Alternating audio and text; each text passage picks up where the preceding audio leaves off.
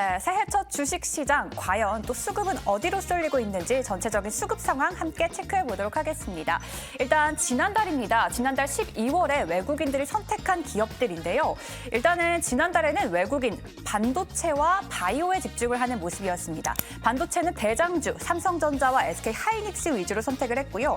그리고 또 바이오 기업들 이 셀트리온의 합병을 앞두고 셀트리온 헬스케어와 HLB까지도 수급이 들어왔습니다. 그리고 지난주죠. 이 기아가 주가 10만 원 선까지 올라오면서 지난달에 완성차 기업인 기아까지도 선택을 하는 모습이었습니다. 그럼 오늘 시장에서 이 외국인들이 선택하고 있는 기업들도 함께 체크를 해보시죠. 일단 오늘 새해 첫날인데요. 외국인들은 바이오를 위주로 선택을 하는 모습입니다.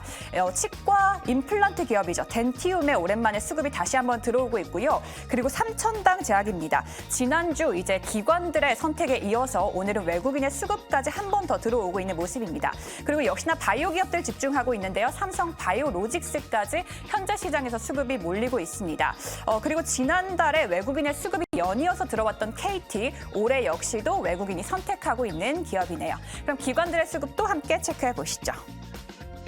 네, 지난달 기관의 선택은요. 이제 12월 연일 신고가를 이어갔던 삼성전자 오늘 지난달에 가장 많이 순매수한 기업이었고요. 그리고 역시나 합병을 앞두고 있던 셀트리온과 그리고 에코프로 머티리얼즈도 12월에 상장을 하고 11월에 상장을 하고 12월 역시도 연일 수급이 들어왔습니다. 그리고 지난달 자동차 업종들이 강한 시세를 분출했던 것에 이어서 완성차 기업인 현대차와 기아차까지도 수급이 계속해서 들어왔습니다. 그럼 오늘 시장의 분위기는 어떨까요?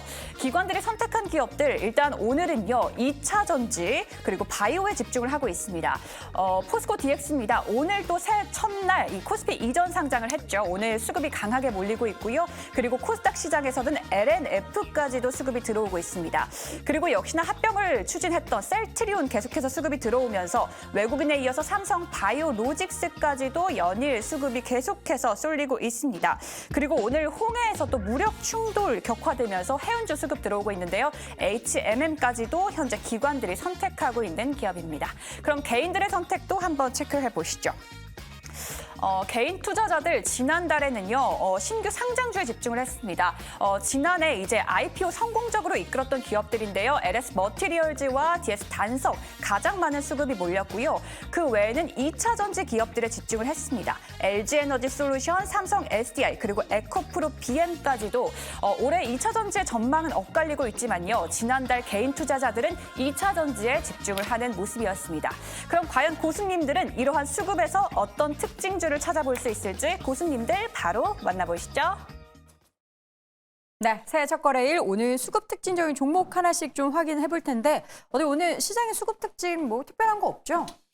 네, 딱히 없습니다. 없으니까 다만 종목으로 이제 바로 가죠. 좀 시간이 지나면서 네. 이제 코스닥 같은 경우는 외국인 순매수가 조금씩 잡히고 있는데 사실 금액 자체가 그렇게 크진 않은 상황입니다. 네. 그래서 저도 이제 종목으로 바로 들어가자면 오늘 아침부터 좀 특이한 종목이 하나 왔습니다. 바로 덴티움이라는 기업인데 네. 특이하다라고 하긴 그렇지만 뭐 업종 자체가 올라오고 있는 상황은 아니라서 뭐 종목에 대한 개별적인 뭐 이슈나 호재가 있나 살펴봤는데 그런 내용은 없는 것 같고요.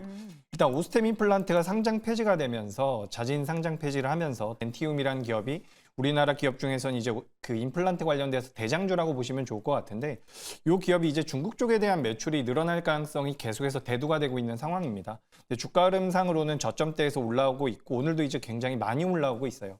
그래서 이 기업 같은 경우는 앞으로도 좀 기대를 해봐도 되지 않을까라고 생각이 들고요. 덴티움 같은 경우는 이제 치과 의사들이 가장 선호하는 임플란트라고 하고 있습니다. 그래서 중국 시장이 어쨌든 굉장히 크기 때문에 중국 시장에 대해서 정상적으로 진출한다라고 한다면 실제로 굉장히 큰 폭의 성장이 나올 가능성이 높겠죠.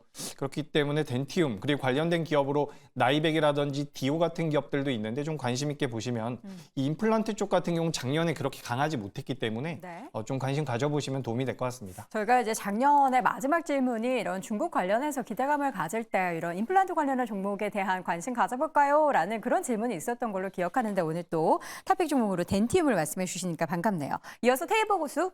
저 같은 경우에는 최근에 언급이 되지 않고 있는 섹터에서 한 종목을 말씀을 드리고 뭘까요? 싶어서 중소형주 하나 가져와 봤습니다. 네. 세진중공업이고요. 네.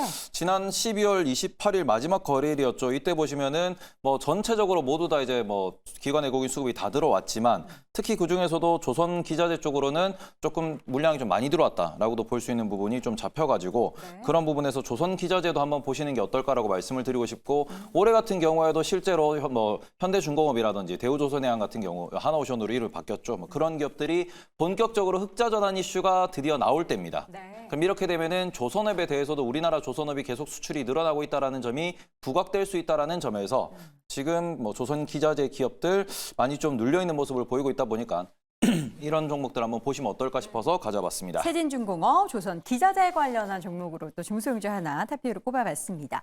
우리 김장려 교수님은요? 저는요. 그 당분간은 네. 대형주 중심으로 하는 게 맞을 것 같아요. 대형주. 그리고 업사이드가 아까 태우가 우선 얘기했는데 삼성바이오로직스건 한미약품이건 셀트리온 특별한 거고 반도체 간에 그 업사이드가 10% 15% 남았잖아요. 예를 들어서 장이 3천 간다고 부르는 사람이 많지 않잖아요. 장이 2,800 가면 5% 오르는 거거든요. 그러면 10%만 올라도 좋은 거예요.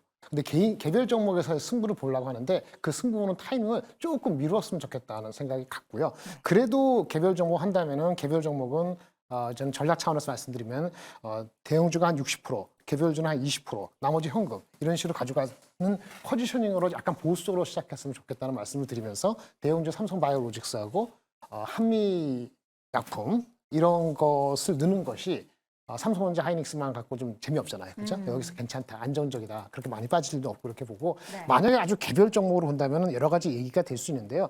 사실은 그 자율주행차하고 전기차하고 접합이 되면은 그 포텐셜이 지금 큰데 지금이 아니고 만약 조정을 받는다면은 저번에 말씀드린 넥스트 칩이랄까 이런 종목들도 여전히 그 레이더 안에 들어오는 괜찮고요. 네. 그 레이더 안에 들어오는데 스마트 레이더 시스템은 레이더에서 벗어났더라고요. 너무 많이 올라가서 그래서 그건 다음 기회에 말씀드리겠습니다. 네, 알겠습니다. 자, 그래서 오늘 탑픽 종목들 꼽아봤습니다. 다시 한번 저희가 정리해 드릴게요.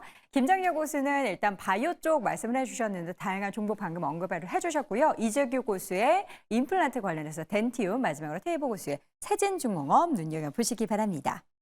자, 오늘 장탑5. 오늘 10분이 줄어들어서 더 빠르게 움직여야 될 것 같습니다. 마지막 1위 주제 확인해 보시죠.